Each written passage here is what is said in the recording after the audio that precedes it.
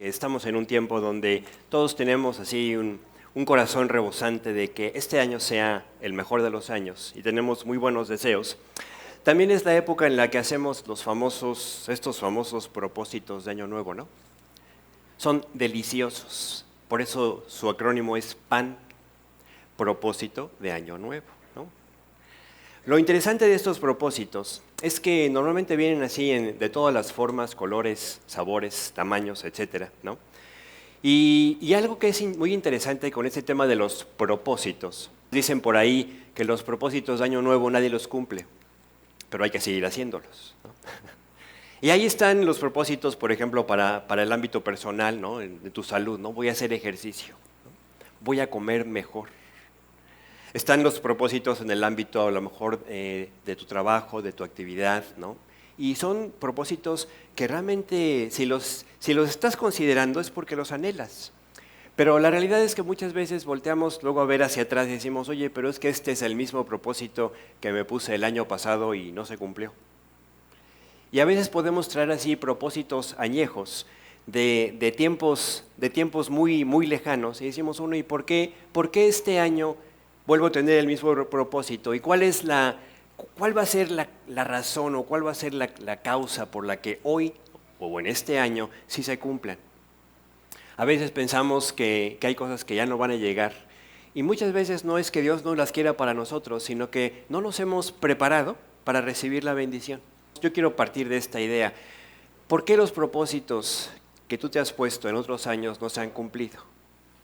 ¿Y por qué los propósitos que te has propuesto este año, por qué sí se van a cumplir? La realidad es para que los que te has propuesto se cumplan, realmente tiene que haber algo diferente. Porque si seguimos haciendo las mismas cosas que veníamos haciendo en el pasado, el resultado va a ser el mismo.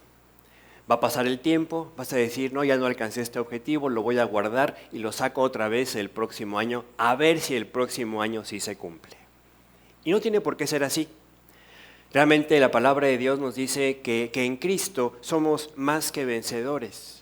Y entonces Dios nos quiere hoy sembrar una semilla en la cual tú realmente pretendas realmente alcanzar aquello que tú dices, este es mi propósito, este es mi objetivo.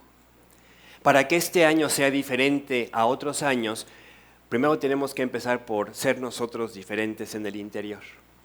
Y para que tú y yo podamos ser diferentes en el interior, debemos reconocer que es algo que no podemos hacer por nosotros mismos. Por eso toda esta idea de volver a concentrarnos en el único que puede cambiar las cosas desde el interior, desde adentro, Jesús, Cristo, ¿no? Porque de la mano de Él es el único que puede llevarte a alcanzar, a lograr, a avanzar realmente, definidamente, en el objetivo que te has propuesto. Este tema del Señor Jesús y del amor al Señor, del amor a Cristo, dice, nosotros le amamos a Él porque Él nos amó primero. El apóstol Juan, en los evangelios se le llama el discípulo amado.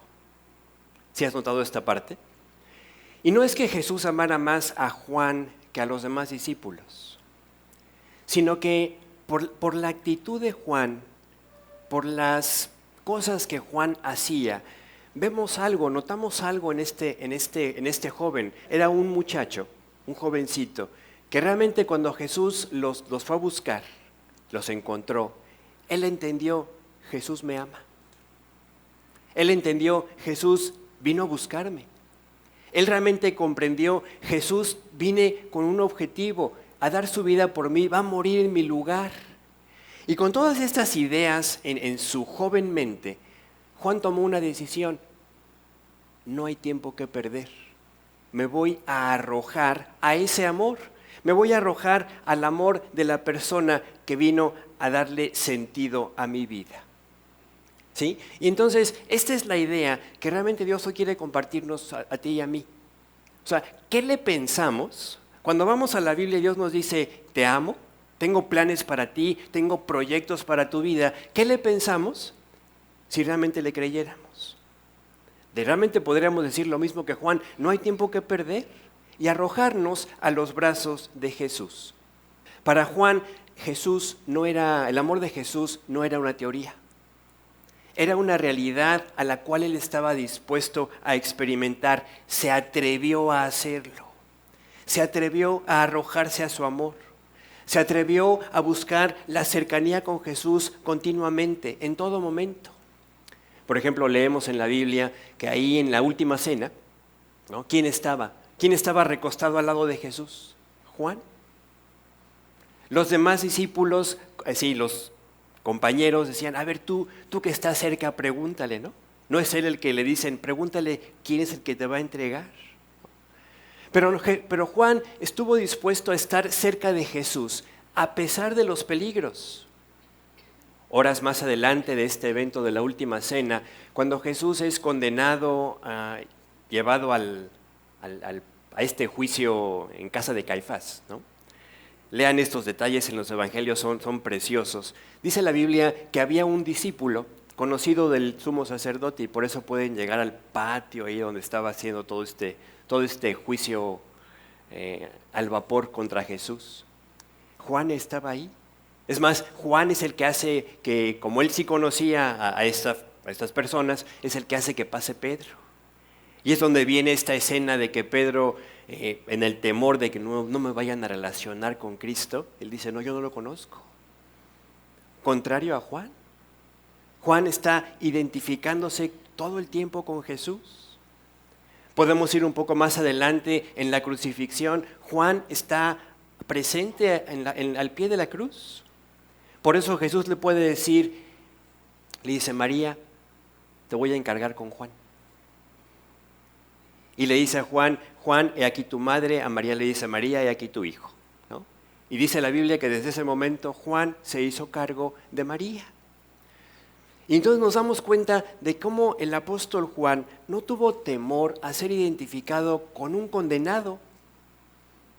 Porque hoy decimos, pues es que se estaba identificando con Jesús, el Hijo de Dios, pero en ese momento toda la multitud había gritado, crucifíquenle. O sea, estaba siendo dispuesto a identificarse con la persona que todo el mundo había rechazado. Ahora, no es muy diferente a lo que hoy nosotros como creyentes tenemos la oportunidad de hacer, identificarnos con un Cristo, identificarnos con un Salvador que en lo general el mundo ha rechazado. Claro, hoy no gritan, crucifícanle, porque ya lo crucificaron una vez, ya resucitó. Pero hoy sí gritan, no me interesa, no me hables de eso, otro día te escucho, ¿no? Pero, ¿por qué te digo esto? Porque realmente Juan, al buscar esta cercanía con Cristo, conocer a Jesús, intimar con su Salvador, lo llevó a comprender y a disfrutar el amor de Dios en su vida. Tú puedes ver en las cartas de Juan cómo el tema central de su mensaje es compartir sobre el amor de Dios. Como ejemplo, en 1 de Juan 3, versículo 1, dice, mirad, contemplen, observen, fíjense, mirad cuál amor nos ha dado el Padre. El apóstol Juan se quedó cautivado del amor de Jesús práctico, real, cotidiano para su vida. Mirad cuál amor nos ha dado el Padre para que seamos llamados hijos de Dios. Por eso yo no tengo ninguna duda que el mensaje de Dios para ti hoy, en esta mañana, el mensaje de Dios para mí hoy, en este día, es, oye, ¿por qué no te sumas al sentir del apóstol Juan? ¿Por qué no te sumas al equipo del apóstol Juan y que le podamos realmente decir a Dios, Dios, quiero avanzar en creer que verdaderamente me amas, en creer que verdaderamente tú tienes planes para mí, dice en Isaías, planes de bien, planes de prosperidad, en verdaderamente creer que sus caminos son más altos, que lo que Él tiene para nuestra vida es mejor, que sus proyectos no tienen error, no tienen falla, y que además solo Él nos puede llevar a todo aquello que Él ha preparado para nosotros. No dejo de O sea, no deja de impresionarme así las invitaciones que con tanto amor Dios nos hace, ¿no? Como dice el pasaje, nos atrae con cuerdas de amor. Por eso el apóstol Juan, guiado por el Espíritu Santo, le escribe a un creyente llamado Gallo, y vamos a ver lo que le dice. En 3 de Juan, versículo 2. Quiero que notes cómo el amor de Juan, que ha recibido de Jesús, es el mismo amor que ahora él puede expresar hacia las personas que están a su lado. Y le dice, amado. O sea, esto es clave. O sea, si tú has recibido el amor de Jesús, es ese amor el que te capacita verdaderamente para amar. Juan dice, amado, yo deseo que tú seas prosperado en todas las cosas y que tengas salud, así como prospera tu alma. Preguntábamos hace unos minutos, ¿qué podía hacer la diferencia para que este año tus objetivos, tus planes, tus propósitos se pudieran cumplir? La palabra de Dios nos dice qué hay que hacer para que nuestros propósitos no se queden solo en eso, propósitos, buenas intenciones. Porque aún pueden ser buenas cosas y grandes cosas. Por ejemplo, en el Antiguo Testamento, Jueces capítulo 5, versículos 15 y 16, la segunda parte, habla de que entre las familias de Rubén, una de las tribus de Israel, había grandes resoluciones del corazón. Entre las familias de Rubén hubo grandes propósitos del corazón. Dios quiere que tengamos propósitos. Dios quiere que tengamos proyectos, que anhelemos avanzar. Y aquí es donde ya cada uno en lo personal tiene que preguntarse, oye, ¿cuáles son mis propósitos? ¿Cuáles son mis objetivos? Pero también muy importante, ¿cómo le voy a hacer para obtenerlos? ¿Cómo le voy a hacer para avanzar hacia eso? Escuchaba a un muchacho en estos días platicar de cómo desarrolla así su día a día en el trabajo, en lo secular. Y muy interesante, él estaba platicando así de manera muy sencilla. Mira, pues yo hago mi plan de trabajo, pongo así mi cronograma, ya sé lo que voy a hacer lunes, martes, miércoles, jueves. No es extraño que sea una persona que realmente ha avanzado hacia los objetivos que tiene, porque tiene un plan, porque tiene un proyecto. Ahora, cuando hablamos de un plan y de un proyecto, no hay duda que son preguntas importantes, aspectos importantes. Pero quizá hay algo todavía más importante. Recordar, poder ubicar cómo las cosas que Dios nos quiere dar están en todas las áreas, ¿no? Juan dice aquí a Gallo, al amado, quiero que seas prosperado en todas las cosas, quiero que tengas salud. Todas las cosas, salud.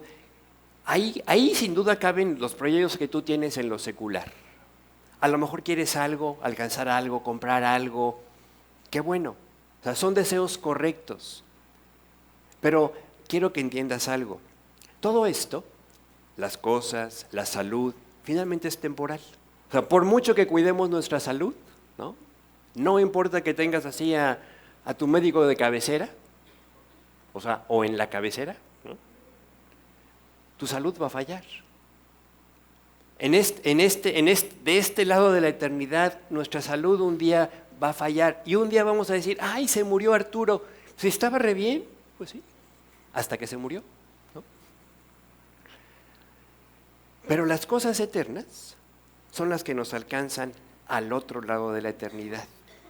Entonces, está muy bien, y no te quiero desalentar en este asunto, está muy bien que tengas propósitos en lo secular. Es más, debes tenerlos, pero no pierdas de vista que ahí también debes tener un espacio importante para tus propósitos eternos, para que en lo espiritual realmente tú puedas seguir avanzando. Recuerda la alabanza con la que iniciamos, que tu deseo sea, quiero conocer a Jesús más. Yo quiero hacerte una pregunta. ¿Estás satisfecho? Sí, que tú puedas decir, hasta aquí quiero llegar en cuanto a mi conocimiento de Dios. Si somos sinceros, realmente sabemos que tenemos mucho por avanzar, mucho por caminar así en la intimidad con Cristo. Pero a veces la vida, ¿no? Nuestras ocupaciones, nuestras cosas, ¿no? Nuestra salud, nos empieza a consumir demasiada energía, demasiado tiempo, y dejamos poco para lo espiritual.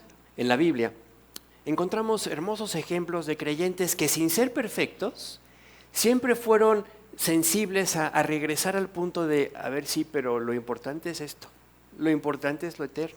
Me impresiona mucho David, porque David, sin ser perfecto, y tú puedes leer en la Biblia todos los pecados, los errores, las tonterías que hizo en su vida, sin ser perfecto, fue una persona sensible al llamado de Dios.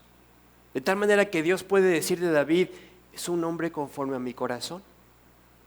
No perfecto, pero siempre sensible a vivir por lo que realmente vale la pena. No es extraño que David pueda ser llevado por Dios a una relación tan estrecha con Él. Por ejemplo, fíjense lo que David expresa, Salmo 138:8. Dice, Jehová, o sea, él tenía esta seguridad, Jehová cumplirá su propósito en mí. Tu misericordia, oh Jehová, es para siempre. La palabra misericordia en la Biblia, otra forma en la que se puede traducir y que va otra vez muy ligado con el tema de hoy, es ese amor inagotable de Dios. O sea, David estaba también arrojado al amor de Dios, sabiendo, si yo pongo mis planes en las manos de Dios, estar en el mejor lugar. Pero también hay ejemplos tristes de creyentes que fueron invitados al mismo amor y que de repente dijeron, ay, yo no quiero tanto. Y que tenían grandes cosas adelante de Dios para ellos. Piensen en Sansón, elegido por Dios así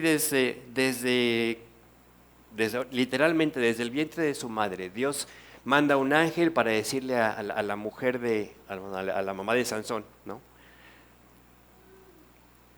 Vas a tener un hijo, va a ser grande delante de Dios, va a ser nazareo, ¿no? Apartado para Dios, con un objetivo grande. Y sin duda Sansón vivió un tiempo bien, pero de repente el objetivo de su vida cambió. El objetivo de su vida ya no fue Dios y empezó a buscar la sensualidad y echó a perder su ministerio. Acabó con su vida. En el Nuevo Testamento encontramos personajes como Demas, que también, invitado por Dios a vivir colaborando en el trabajo eterno de compartir el Evangelio, el trabajo en el que todos estamos, ¿no? Ese no es un trabajo único de los pastores o los misioneros. Cada cristiano tiene el encargo de ve y comparte el Evangelio, ve y busca a personas que sean capaces de recibir también esto y transmitirlo. Esta es la predicación del Evangelio. Aún así, Demas de repente dice la Biblia que Pablo tiene que escribir, me abandonó, se fue. Quiero que notes cómo para que uno pueda dejar el amor de Dios, el llamado de Dios.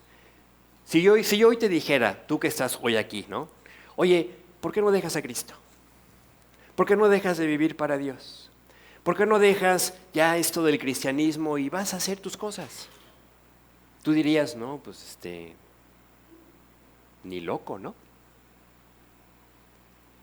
¿Por qué encontramos de repente a Sansón, a Demas, haciendo estas cosas? Porque la palabra de Dios nos recuerda, nos advierte que el diablo es un experto en engañar. No en vano, uno de los nombres que el mismo Señor Jesús le da al diablo es padre de mentira. O sea, nos puede engañar con una facilidad impresionante, porque además hay un traidor dentro de nosotros, nuestro corazón. ¿Qué dice la Biblia de nuestro corazón? Jeremías 17:9. Fíjate cómo lo describe. Engañoso. Engañoso es el corazón, más que todas las cosas. Y si esto fuera poco, dice, y perverso. ¿Quién lo conocerá? ¿Qué utilizó el diablo para distraer a Demas de su trabajo para el Señor? La Biblia no lo detalla, pero es importante entender que también no lo detalla, porque entonces deja las posibilidades abiertas. Cuídate. Porque si pudo engañar a Demas, si pudo engañar a Sansón, si pudo engañar a cada uno de estos creyentes que fueron diciendo, ya no es tan importante vivir para Cristo, lo puede hacer con nosotros. El punto en el que quiero que tú subrayes ahí en tu corazón es: tus propósitos determinan tu vida. En esta idea, tú pregúntate, ¿cuáles son mis propósitos? Ahí estás dibujando tu vida. En los propósitos que tú ya te has puesto, estás dibujando la línea en la que quieres que tu vida camine. Entonces, es muy importante. Dios viene y nos dice, pero acuérdate de la eternidad. Acuérdate de lo que a vida eterna permanece. Porque no es tan mal, no está mal que tú tengas anhelos. La misma palabra de Dios nos alienta y dice, deleítate a sí mismo en Jehová y Él te concederá las peticiones de tu corazón. Pero debemos recordar que siempre hay que apuntarle alto. Si tú le apuntas a los propósitos eternos, Dios no tendrá ningún problema para los propósitos temporales. ¿Qué hizo Dios con Sansón? Con Salomón, perdón. Un día Salomón, en una visión en la noche, en un sueño, Dios le pregunta a Salomón, pídeme lo que quieras, yo te lo doy. Y Salomón pudo haber pedido dinero, pudo haber pedido larga vida, pudo haber pedido no tener ninguna clase de problemas desde el punto de vista del rey de Israel, ¿no? O sea, no tener enemigos, etc. Salomón dice, Dios, dame sabiduría. Dame sabiduría porque este encargo que me diste de dirigir a Israel, yo no puedo. Y dice la palabra de Dios que se agradó tanto Dios de esta petición de Salomón, que le dice, por cuanto me pediste esto, te lo voy a dar. Te voy a dar tal sabiduría que nadie se podrá comparar con la sabiduría que tú tengas. Pero además te voy a dar todo lo que no pediste. Te voy a dar riqueza, te voy a dar salud, te voy a dar paz, te voy a dar prosperidad. En el tiempo de Salomón, dice la Biblia, que era tan rico Israel que la plata era despreciada. ¿Pero por qué? Porque Salomón, en ese momento de su vida, dijo, yo me quiero concentrar en lo eterno. Con tristeza, cuando sigues leyendo la historia, tú te das cuenta que Salomón un día también se le olvidó. Perdió el objetivo. Perdió el propósito. Perdió el sentido de su vida. Y por eso, hoy yo quiero animarte a que no olvides que Dios tiene un propósito para ti. Dice en Romanos 8:32, el que no escatimó ni a su propio Hijo, sino que lo entregó por todos nosotros, ¿cómo no nos dará también con Él todas las cosas? Si ya te dio lo que más amaba, todos tus anhelos, todos tus propósitos, también caben en el corazón de Dios para ti. Pero Él tiene cosas más altas, más grandes, que es llevarte a ser cada día más parecido ¿a quién? A este Yeshua, a este Jesús.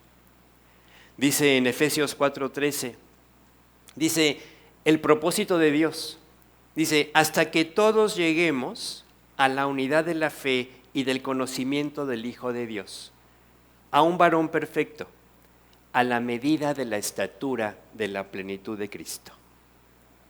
Ese es el propósito de Dios para el que ya lo conoce, que sea cada día más parecido, más conforme a como es Cristo.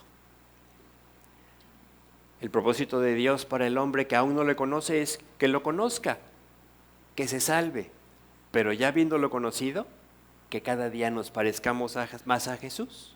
Para cerrar así esta enseñanza, yo quiero invitarte a leer juntos unos consejos que uno de los hombres que también se arrojó a este amor de Dios y que le dijo a Dios todo lo demás, palabras del apóstol Pablo, lo que para mí antes era ganancia, dice, ahora lo considero como pérdida, como basura, comparado con lo que es Cristo para mí.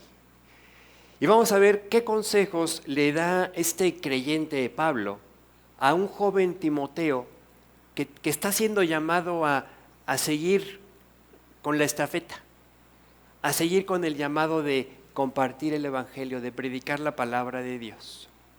Vamos a ver 2 de Timoteo 2, versículo 1. Pablo le escribe a este joven y le dice, tú. Me encanta esta carta porque no puede ser más personal. ¿Sabes a quién se dirige? A ti. Por eso dice tú. En este momento quiero que te olvides que está escrita a Timoteo y quiero que te sumes, que hagas así a un lado a Timoteo y digas, a ver, aquí me están hablando a mí. Y dice, tú pues, hijo mío, esfuérzate en la gracia que es en Cristo Jesús. ¿Quieres alcanzar tus metas? ¿Quieres alcanzar tus propósitos? Solo hay una forma, solo hay un medio, la gracia de Cristo. Cuando tú pones las cosas en las manos de Dios, dice la palabra, todo lo puedo en Cristo que me fortalece. Dice el versículo 2, lo que has oído de mí ante muchos testigos, la palabra, la enseñanza, el evangelio que ha conquistado tu mente y tu corazón, dice, esto encarga a hombres fieles que sean idóneos para enseñar también a otros. Esta parte nos recuerda la importancia de mantenernos siempre enseñando y siendo enseñados en la palabra de Dios. De esto nunca nos vamos a cansar. Dice el versículo 3, dice, tú, otra vez, tú pues sufre penalidades como buen soldado de Jesucristo. Esta parte es práctica y bien importante. Recordemos al apóstol Juan, ahí junto a la cruz, con toda la presión de lo que la multitud decía y lo que él decidió hacer, identificarse con Cristo. Noten cómo Pablo le dice también a Timoteo, tú pues tienes que estar dispuesto a sufrir por Cristo. Si no estás dispuesto a sufrir por Cristo, ya sabes por dónde te va a atacar el diablo. El diablo ya conoce también ese precio que no estás dispuesto a pagar. Si no estás dispuesto a dejar algo por el Señor, a lo mejor puede ser la comodidad, a lo mejor puede ser X o Y cosa, pero si tú lo sabes, el diablo no es que pueda leer tu mente, el diablo no puede leer la mente, ni el corazón, eso solamente lo puede hacer Dios. Pero el diablo nos conoce por las decisiones y actitudes que vamos tomando. Cuando el diablo te ve dar un paso atrás, cuando podías haberte identificado con Cristo, el diablo ya sabe, a este le da pena, este tiene miedo, este no quiere meterse en problemas. Y entonces ya sabe por dónde cerrar tu boca. Tú pues sufre penalidades como buen soldado de Jesucristo. La siguiente parte, ninguno que milita se enreda en los negocios de la vida a fin de agradar a aquel que lo tomó por soldado. El cristiano es un soldado, nada más que es un soldado de una guerra espiritual. Y Pablo había observado con mucho detenimiento cómo los soldados romanos eran comprometidos, disciplinados, sujetos a la autoridad. Podemos saber así y entender cómo a un soldado le dices, haz esto y lo hace. Versículo 5, otro consejo de Pablo a Timoteo, hoy a ti, dice, y también el que lucha como atleta no es coronado, sino lucha legítimamente. No debemos olvidar que la palabra de Dios, cuando tú lees un mandamiento en la palabra de Dios, lo que estás leyendo son las reglas del juego. Tú no puedes ganar en una competencia, no puedes alcanzar un objetivo en una competencia donde tú has roto las reglas del juego. Versículo 6. El labrador, para participar de los frutos, debe trabajar primero. Otro aspecto bien práctico. A veces queremos, por ejemplo, si yo me pongo el objetivo espiritual, voy a leer la Biblia en un año. Tienes que leerla todos los días. Porque no va a haber forma de que alcances a leer la Biblia en un año si de repente quieres empezar ahí en noviembre, ¿no? Híjole, ya voy un poquito atrasado, ahora sí me voy a poner las pilas, ¿no? Y así es con la Biblia. Debes leer la Biblia completa, pero hay que hacerlo con paciencia, con diligencia, todos los días. Versículos 7 y 8. Considera lo que digo, y el Señor te dé entendimiento en todo. Cuando habla de este entendimiento, habla de un aspecto práctico. ¿A qué me refiero? Tú y yo sabemos que podemos hablar una cosa y hacer otra. En el aspecto espiritual podemos hacer lo mismo. Yo puedo pararme aquí y predicarte una verdad, y que es verdad porque la palabra de Dios lo dice, pero si yo no la vivo, no es verdad para mí. O sea, yo no voy a recibir el beneficio. Y tú puedes, así en un momento dado, poniendo el ejemplo, dejar de lado una que necesitas, un aspecto que necesitas apropiar, tomar, obedecer, practicar en tu propia vida y no poder recibir los beneficios, aunque sabemos que si lo tomamos, los vas a recibir, pero hay que tomarlo. Por eso el pasaje dice, considera lo que digo, el Señor te da entendimiento en todo, y llega así al clímax, acuérdate de Jesucristo. La palabra de Dios dice que Jesús es el alfa y la omega, el principio y el fin. Todo empieza con Cristo y termina con Cristo. Acuérdate de Jesucristo, del linaje de David, resucitado de los muertos conforme a mi evangelio. ¿Tienes propósitos? Qué bueno. Si no los tienes, hazlos, de veras. No dejes pasar un día más, apenas ha pasado una semana de este año. Haz propósitos, pero concéntrate también. Asegúrate de que tengas propósitos para tu vida espiritual, para que no lleguemos a un año más donde avancemos poco, aunque nos movamos mucho en el objetivo que Dios ha planeado para tu vida.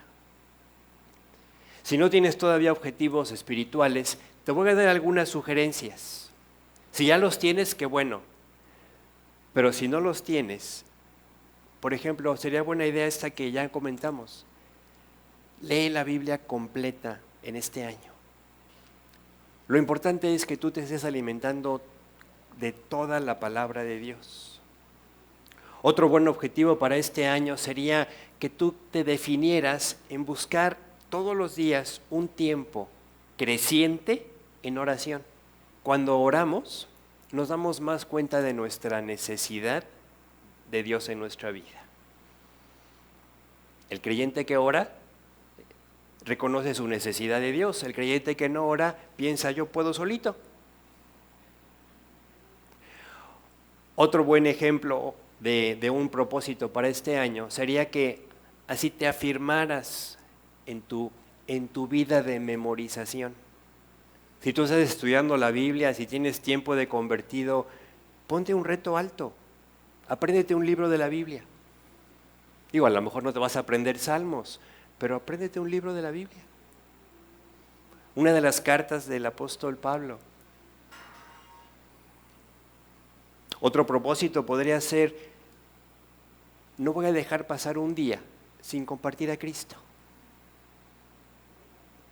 Todos los días te relacionas con personas.